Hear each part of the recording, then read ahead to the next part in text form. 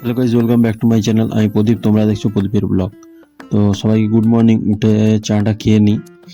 এরপর দেখি যে কাঁসার জলের জগ, গ্লাস এগুলো নামানো ছিল।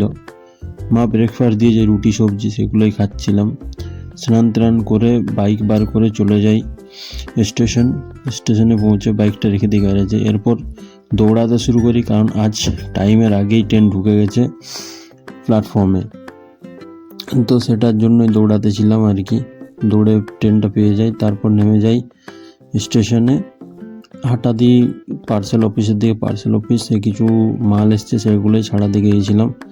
পৌঁছে যাই পার্সেল অফিসে গিয়ে কাকুকে বলি মালগুলো বার করতে একে একে করে। তাই উনি গোডাউন থেকে সব মালগুলো বার করছিলেন, তারপর মিলিয়ে নিই সব বক্সগুলো। এরপর পৌঁছে যাই অফিসে পৌঁছে একটু রেস্ট করি। লাঞ্চের টাইম হয়ে যায়, তাই লাঞ্চ করছিলাম। তারপর বাড়িতে এসে দেখি এইসব অনেক কিছু রান্না হয়েছে। লুচি, পনিরের একটা সবজি, এদিকে চা হচ্ছিল আমার জন্য, আর মা পাঁপড় ছেঁকছিল, সেটাই দেখছিলাম। পাঁপড়